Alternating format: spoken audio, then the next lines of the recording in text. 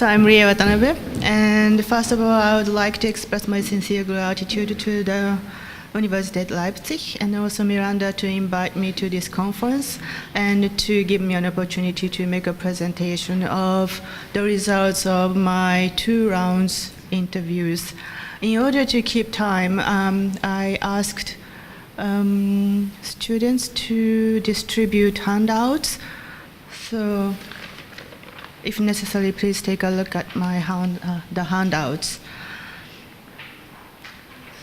So, background and research question of this presentation. So around 30 years have passed since climate change was brought to the political agenda, yet different nations show different responses to this common challenge. And in this regard, as Miranda just presented, Germany and Japan demonstrate a good contrast. And Fukushima brought some changes, maybe convergence of climate and energy policy developments between Germany and Japan. So my fundamental question is, what factors have driven the varying climate and energy policy developments in 2 countries over the past 3 decades? So there are many factors to be examined, but this presentation focuses on actors' beliefs as the explanatory factor. More specifically, I posed 2 questions. So the first one is, do actors' beliefs explain why Germany has experienced a larger number of greater policy changes at earlier stage than Japan? And the second one is whether actors' beliefs have changed in each country. So what are beliefs?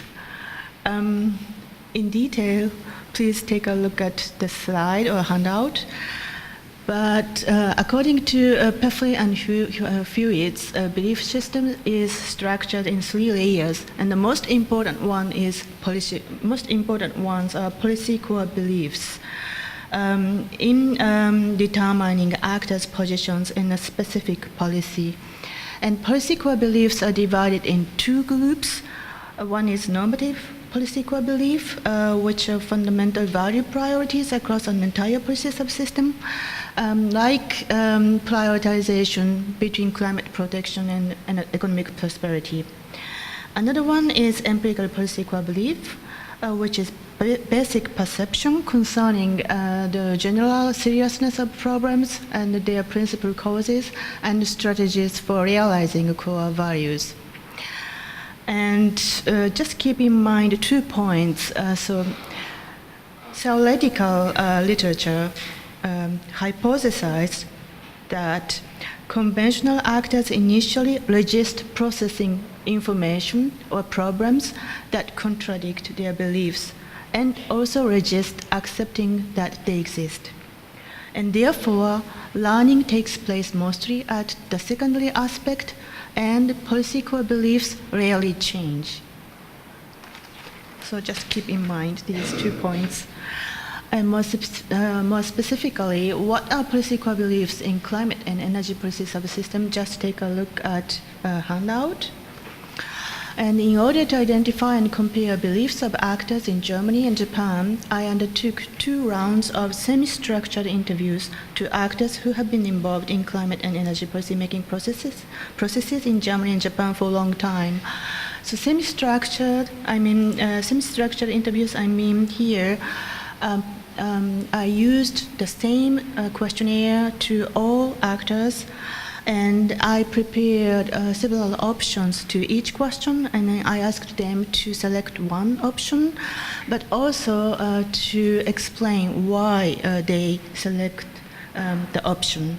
So in this regard, my interview was a semi-structured interview. The first round of interview was undertaken in 2006-2007 to 26 stakeholders, and the second round interview was undertaken in 2012-2013 to 36 stakeholders.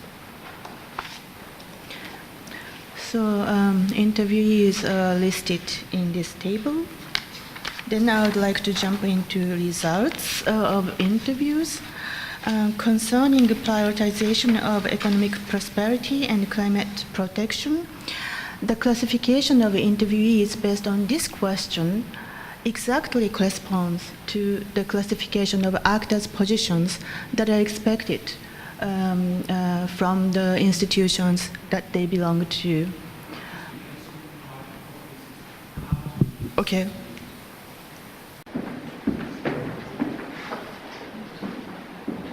Can you hear me? Yeah, better. So except 8 out of 60 actors, the classification of interviewees based on this question exactly corresponds to the classification of actors' positions that are expected from the institutions that they belong to. And the interviewees' perceptions within each group were almost the same in Germany and Japan. So actors belonging to the institutions were expected to give more priority on climate protection, selected the option that climate protection is a precondition for economic prosperity and should be given priority even over a short term. Some even said that the economy will be transformed to a new product through implementing policies and measures to address climate change, and as a result, both climate protection and economic prosperity will be achieved over the long term. And actors belonging to the institutions that are expected to give more priority on economic prosperity selected the option that economic prosperity is a precondition for addressing climate protection, that the economy cannot be sustained if it is sacrificed even over a short term, and climate protection should be achieved in such a way to keep the balance with economic prosperity even over a short term. So this result supports the hypothesis that normative political beliefs are the most important one in determining actors' positions in specific criteria. Then I would like to go into more.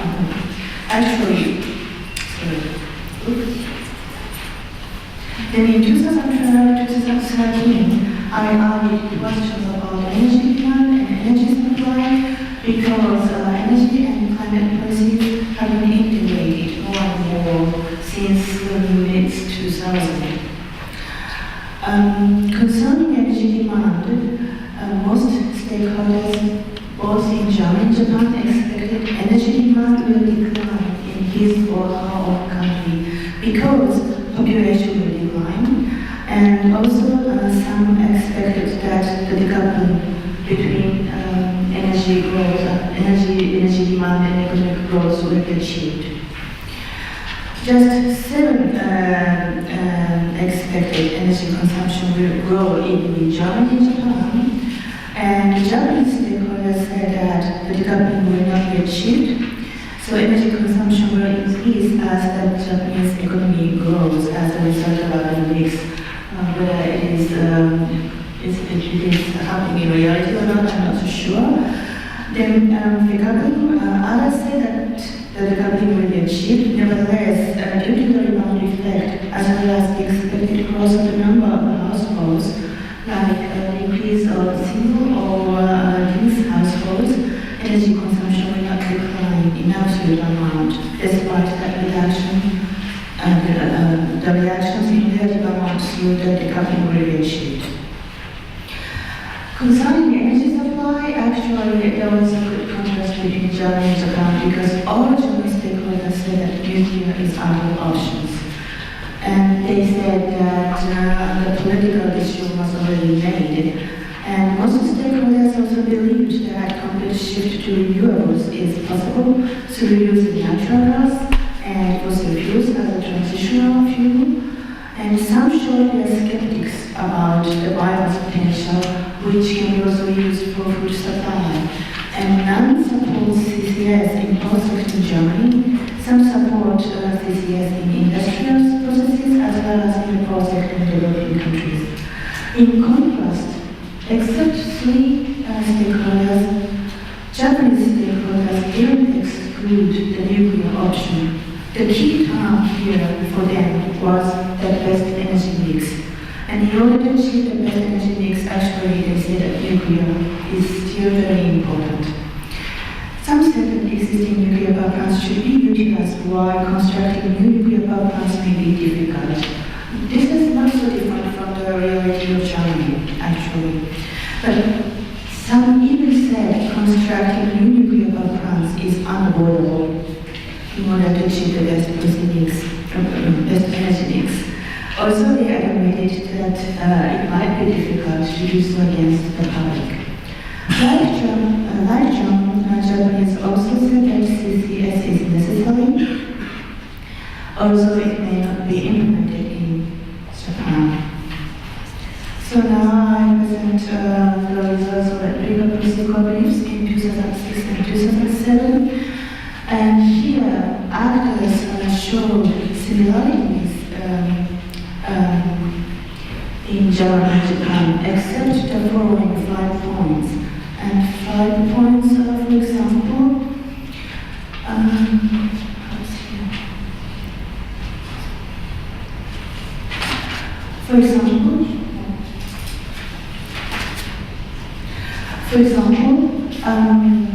the average of climate protection members of Germany was very small, while Japanese members was small. And then average of perception of climate protection members of Germany on negative impact on industrial competitiveness. Economic prosperity members on negative impact on industrial competitiveness was between medium and large, while Japanese was medium. So, and interestingly,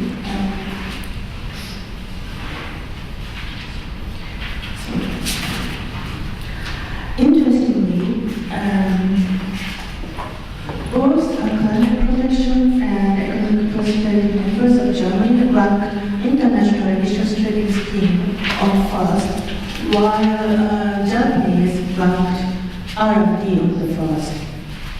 And taking a look at economic prosperity members of both countries, actually, German stakeholders ranked international emissions trading on the first, while Japanese stakeholders ranked voluntary approaches on the second. And voluntary approaches have been used in Germany in order to reduce CO2 emissions in the industrial and energy sector before the emissions trading scheme was introduced in 2005. Nevertheless, German stakeholders said that voluntary approaches already ended their role, while Japanese still believe that voluntary approaches are useful. And the situation hasn't changed so much in 2012 and 2013, except the following 4 points.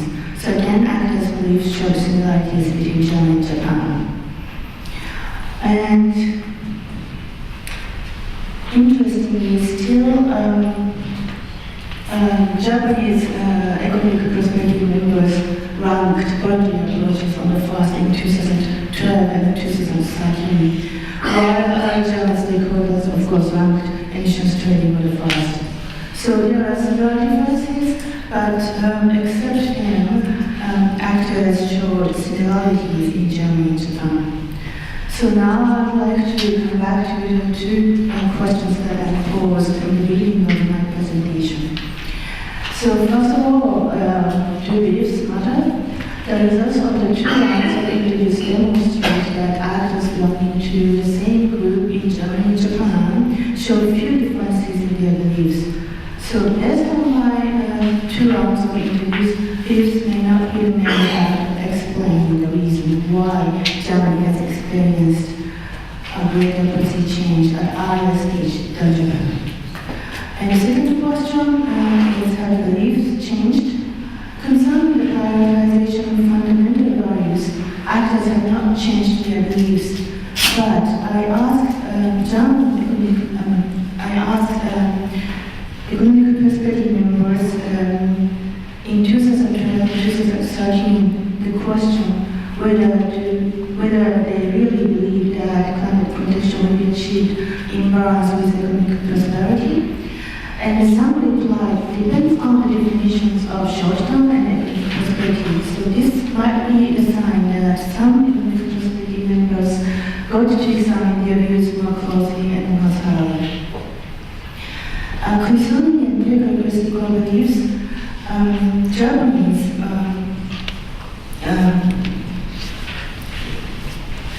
some economic prosperity members in Japan consistently said, I do not know about the possibility that climate change takes place due to anthropogenic emissions, and evaluated the scientific results cautiously. So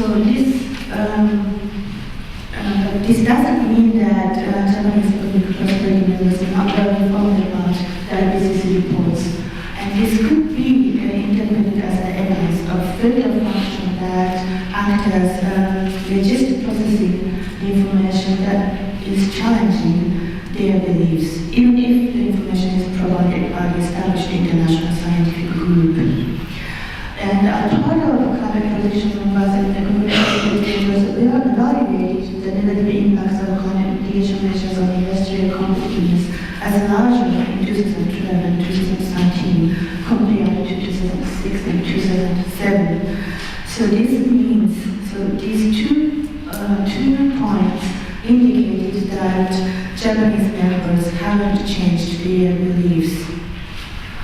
And also in Germany, they haven't changed their beliefs so much. So one positive side is most of the economic prosperity members came to perceive the possibility that climate change will happen, and also the magnitude as greater. So this is a good sign. But the following 2 points show sort of negative signs. So climate protection members evaluated the negative impacts of climate change on Germany as larger, while economic prosperity members is smaller. And climate protection members evaluated the negative impacts of climate mitigation policies on GDP as smaller, or even expected positive impacts, while economic prosperity members is larger. So these 2 points showed that the differences between two groups got larger, even in Germany. So now I come to conclusions. Beliefs are not the main factor explaining the reason why Germany has experienced a greater percentage change than Japan. And beliefs of Germany and Japan were not so different and perhaps got closer as time went by. And German economic prosperity members' acceptance of natural scientific and legal information got larger, which is a good sign. Having said that, the differences of beliefs of economic prosperity members and climate protection members in Germany became larger on several points. So the above points, as well as the question as to whether beliefs of actors in different groups and different countries are converged at some point, and if so, how, need to be explored in future research. So thank you very much for your